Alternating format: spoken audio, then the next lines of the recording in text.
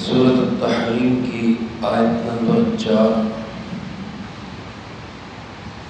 الحمدللہ وکفی وسلام علی عبادہ الذین اصطفی، خصوصا علی سید الرسل وخاتم الانبیاء وعلى آلہ واصحابہ الاتقیاء۔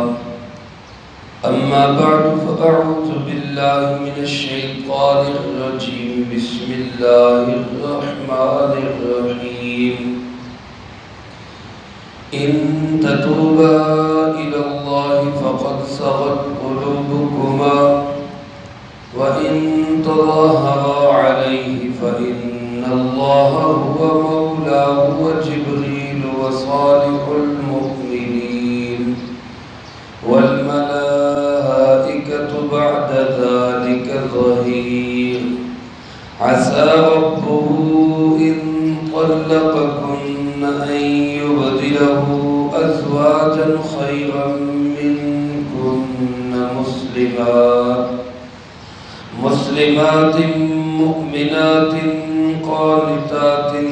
تائبات عابدات سائحات ثیبات وابکارا۔ ان تتوبا الی اللہ، اگر تم دونوں توبہ کرو اللہ سے، فقد صغت قلوبکما، یقیناً تم دونوں کے دل مائل ہو چکے تھے، وَإِن تَظَاهَرَ عَلَيْهِ، اور اگر تم غالب آنا چاہو نبی کریم صلی اللہ علیہ وسلم پر، تو سن لو فَإِنَّ اللَّهَ هُوَ مَوْلَى، یقیناً اللہ رب العالمین ان کا مولا ہے، وَجِبْرِيلُ وَصَالِحُ الْمُؤْمِنِينَ، اور جبرائیل علیہ السلام بھی اور ایمان والے نیک لوگ بھی، والملائکۃ بعد ذلک ظہیر، اور فرشتے بھی اس کے بعد ان کے مددگار ہیں۔ عسى ربہ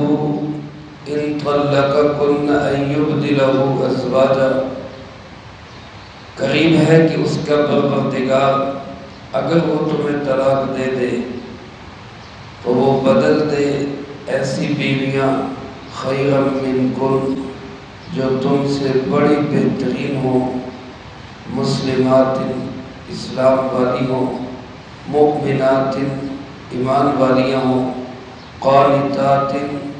اطاعت اور فرمانبرداری کرنے والیاں ہوں، تائبات توبہ کرنے والیاں ہوں، عابدات عبادت کرنے والیاں ہوں، سائحات روزہ رکھنے والیاں ہوں، سیبات و ابکارا، کچھ ان میں بیوہ ہوں، کچھ دوشیزہ ہوں۔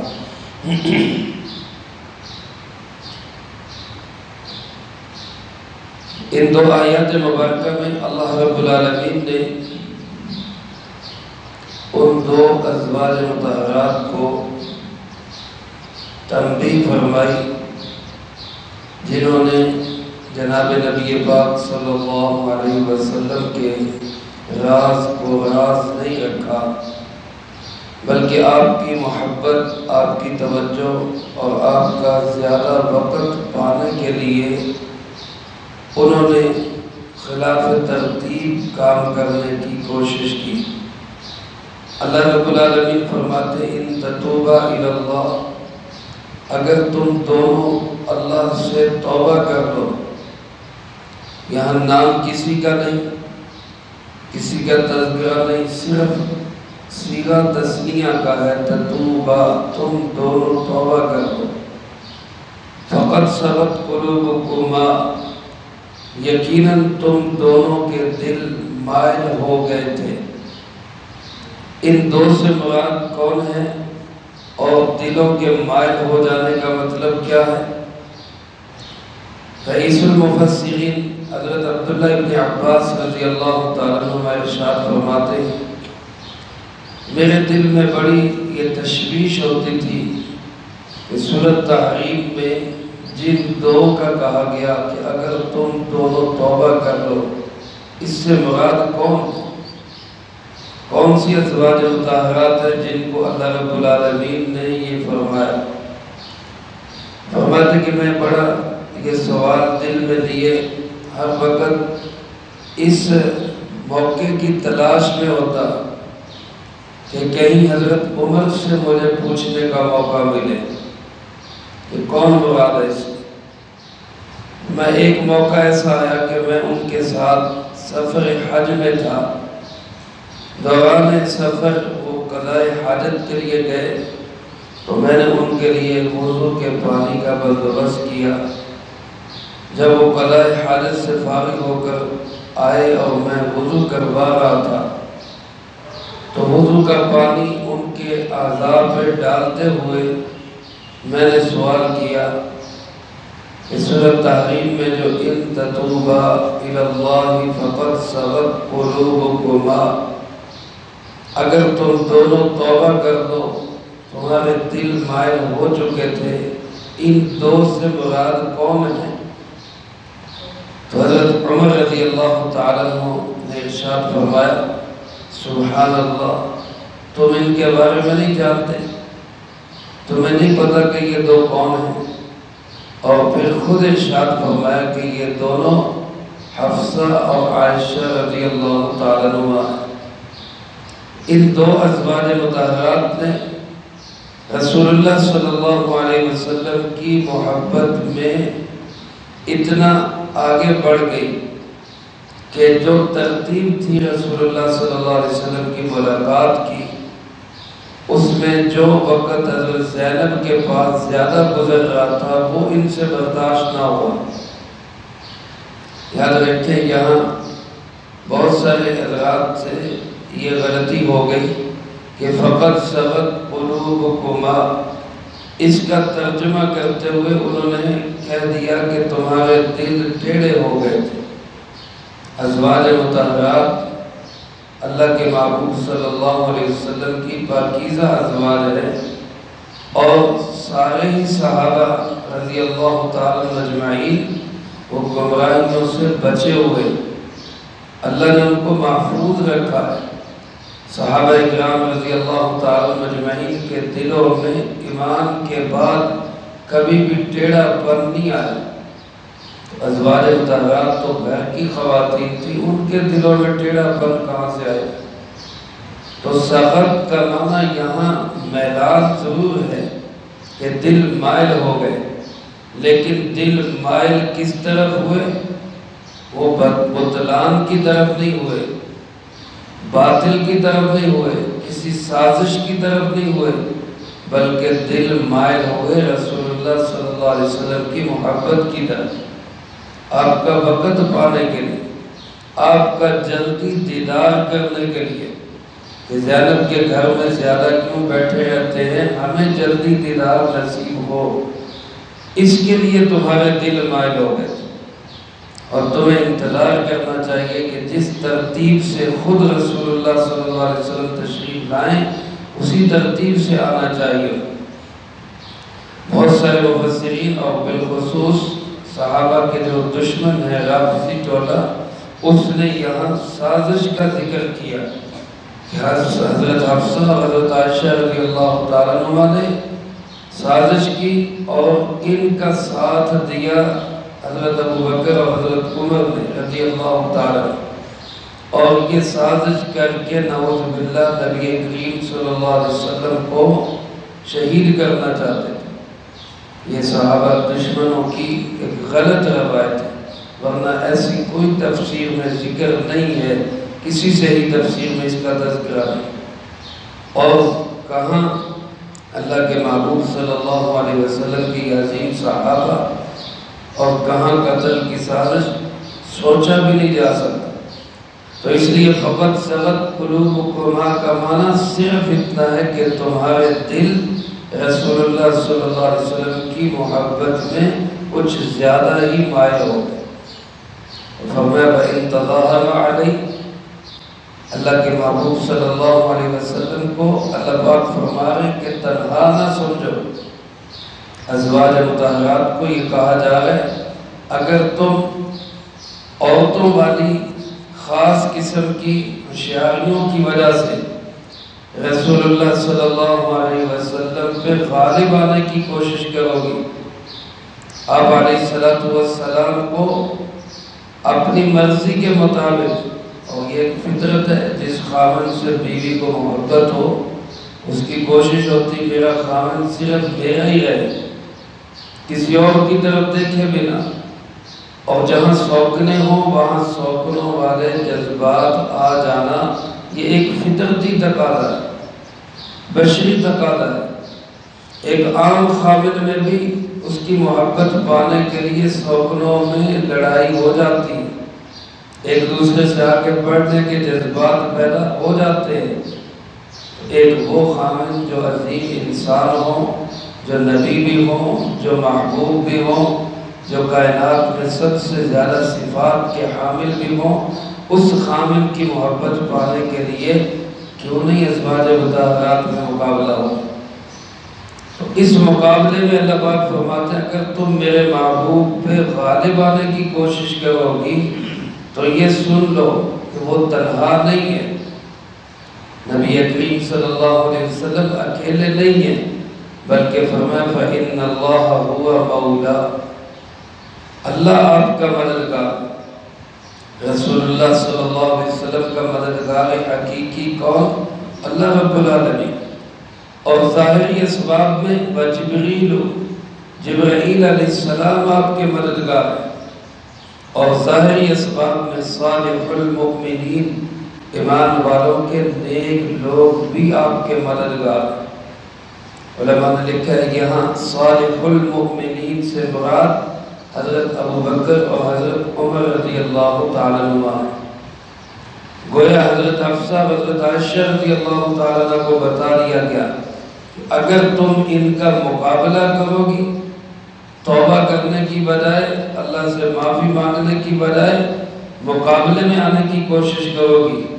تو صرف اللہ ہی مددگار نہیں، جبرائیل علیہ السلام ہی مددگار نہیں، تم دونوں کے والد بھی ان کی سائیڈ لیں گے، تمہاری سائیڈ ہی لیں گے۔ تم دونوں کے والد بھی اتنے ایمان والے اور نیک ہیں ابو بکر اور عمر رضی اللہ تعالیٰ عنہ کہ وہ تمہارے مقابلے میں جناب محمد کریم صلی اللہ علیہ وسلم کے مددگار ہوں گے۔ اور ان کے علاوہ فرمایا والملائکۃ بعد ذلک ظہیر، ان کے علاوہ فرشتے بھی ان کے حمایتی اور ان کے مددگار ہیں۔ تو اللہ بھی جس کا مددگار ہو، جبرائیل علیہ السلام بھی جس کے مددگار ہوں، ایمان والے نیک لوگ بھی جس کے معاون اور اس کے ساتھ کھڑے ہوں، فرشتے بھی جس کے دائیں بائیں ہوں، اس کو کون نقصان پہنچا سکتا ہے؟ اس کو اگر کوئی نقصان پہنچانے کی کوشش بھی کرے گا تو اس کا اپنا ہی نقصان ہوگا، کسی اور کا نقصان نہیں ہوگا۔ پھر اللہ پاک نے ساری ازواج مطہرات کو متنبہ کیا ہے کہ تمہیں اللہ نے جو مقام دیا ہے نبی کریم صلی اللہ علیہ وسلم کی زوجیت میں،